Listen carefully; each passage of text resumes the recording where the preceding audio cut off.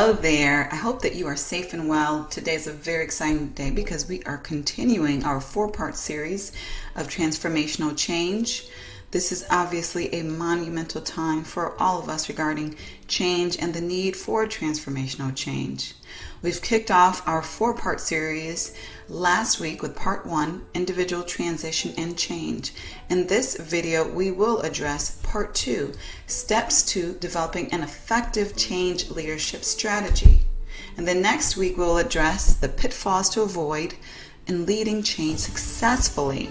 Lastly, we will address in that 4th week the ways to increase change maturity throughout our organizations. So today's topic is very important because any change management starts with a change strategy that comes from leadership. If the change strategy is faulty, any attempt to effectively manage that change will encounter problems. The change leadership strategy is the foundation of the house that is built through change management. If you've ever seen a structure built before, then you know that a faulty foundation will lead to critical problems throughout the building of that structure. So there's 9 very important elements to address when developing the change leadership strategy, and we're going to get into those right now. So number 1 is understanding your burning platform. That's the reason why you need to make that change happen. Understand the burning platform and, metaphorically speaking, how much fire really and truly actually exists. The burning platform is the largest reason for the change. It implies that there's serious danger if that change doesn't happen, and that obviously if it does happen, it's going to be significant benefit. Number 2 is ensuring that the vision and related goals for that change are clear to you and clear to everyone who is going to need to be a support in making the change happen. Borrowing from the wise words of Cotter, there are certain checklists that are needed to ensure that your vision is clear and it makes sense. So making sure your vision is clear and it makes sense includes ensuring that it's simple to understand and it's clearly focused on a specific direction or thing.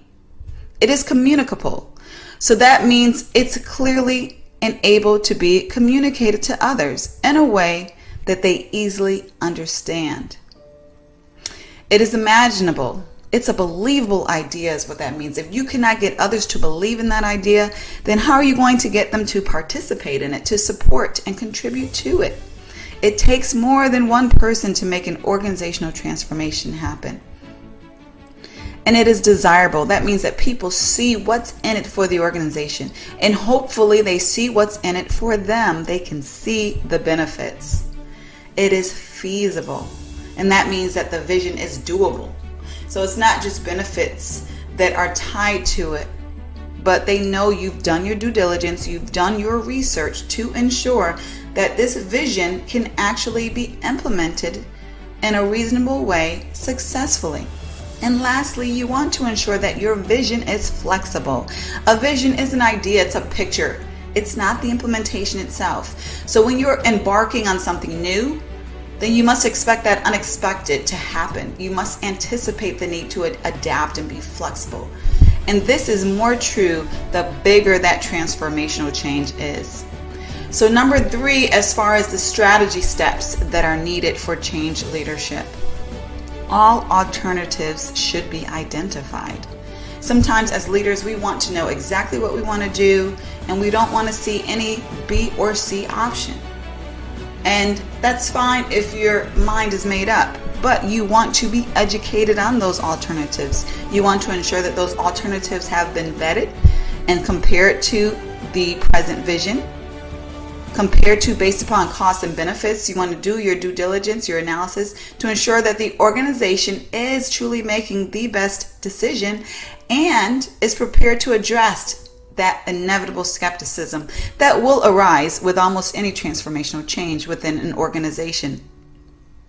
Number 4, the sponsors for the transformational effort need to be identified, present, powerful, and known. So these sponsors are champions, and they are heard in order to gain influence and to gain support that is going to be needed. For an organization to make a change that affects the entire workforce, sponsors need to lead that change. Those sponsors need to be well respected, have authority within the organization. Such important authority often includes positioning authority, like a COO, for example, financial authority, like a CFO, or a leader with a significant P&L to support. In this sense, the people respect different elements of authority, and that will help to gain the support that is needed, especially from SMEs throughout the organization, and to buy the right resources that will be needed. The presence of the right sponsors in a change effort can and often will make or break the success of a change. Number 5 in change leadership strategies is the potential investment is very clear. So anyone who has led an enterprise-wide organizational change know that the costs and investments required will fluctuate, oftentimes beyond the initial prediction. So this is why the agile approach is often so popular. However, when we do our due diligence, we can often be at least in the ballpark of what the cost will be. We want to ensure that those investments are aligned with the ballpark costs of what the change will require. And of course, contingency resources are always beneficial for anyone leading transformational change. Given that, we want to understand what the investments will be that are going to be necessary for the change to happen. So this includes the time that will be required, how many people will be needed to work on the effort, what technology will be needed to make it happen, and ultimately what money investments will be needed for success. And number 6 is similar to the sponsors. You will need to choose your entire change team very wisely. The team will typically be made of many teams. You will have the project team that are very hands-on, an advisory team who provides that thought leadership.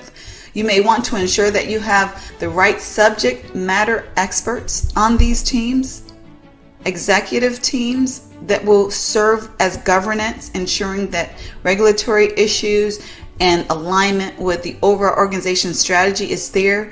The right champions who will be your power messengers need to be part of your team evangelists, and the right influencers. These are very important elements of your teams in order to institutionalize the change and make it doable for the masses of the organization during the change effort and beyond. Number 7 in change leadership strategy is you want to ensure that your organization chooses the change approach that is right for your organization. The change approach should honor the values of your organization, not go against them. Does the organization make decisions on a consensus basis or top-down basis? Does the organization operate in a highly centralized or decentralized manner? Does leadership keep information close to the chest, or is it more transparent regarding why things are done and what is being done? Does the organization trust the people with the information up front, or do they typically snowball efforts little by little? Regardless of what is deemed right or wrong, you are going to need to ensure that you're going with the grain of the organization and not against it, unless going against the grain is part of an overall cultural transformation in itself. Number 8, like the approach, timing needs to reflect what is doable within the specific organization, its culture, and capacity. The timing should take the level of change maturity of the organization in consideration. We will talk about organizational change maturity in our next video next week. Right now, you want to consider if the change will be incremental or radical. Now, obviously, less change mature organizations may need more incremental change instead of all at once. You want to decide whether the transformational change is going to be immediately implemented or at a later time. Is this a transformation that needs to be sold for a couple of years before it's accepted, or immediately starting to roll out? Is it going to be rolled out very slow or very fast? Again, the change maturity should inform these decisions. Is the timing going to be flexible and adapt to organizational changes, or inflexible and timelines held regardless of what happens? Some organizations think this way. It's a very difficult way to operate, but this is the cultural values of some organizations. Finally, what will be the tolerance for individual transitioning? How much patience will be given for individuals to adapt attitudes and or new capabilities that will be needed for this transformational direction? These are timing approaches that you want to have clear in your change leadership strategy. And finally, number 9, what assumptions can you make at the front end of the change effort? The more assumptions that you understand about what's going on and what's going to happen, the more prepared you will be. You can make assumptions by doing your research, your due diligence, including benchmarking with similar transformations that have taken place. Some transformations that can inform you may be in-house and others perhaps out-house as far as within other organizations. Some examples of assumptions that you will need to be clear on in your implementation includes, will the business model change or stay the same? Will technology systems change or stay the same? Will processes change? Will departments be reorganized? Will you need to augment your workforce? And what about customer training? Well, the customers need to be trained, skilled, and or informed regarding the transformational change that is happening within your organization. Employee training, is that going to be needed? What are the planned business interruptions? What are the unplanned business interruptions?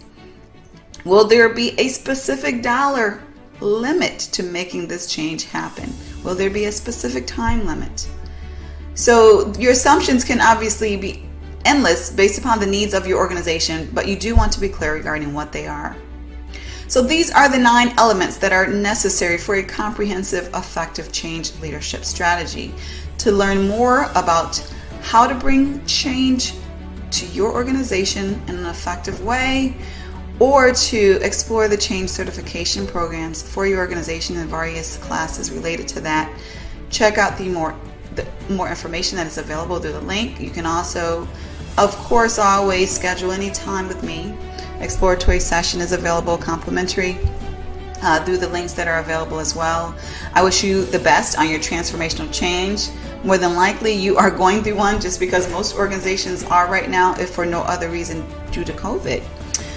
Wish you the best. Share this information with anyone who you believe will benefit, whether it's a colleague or a friend, and have a great day. Take care.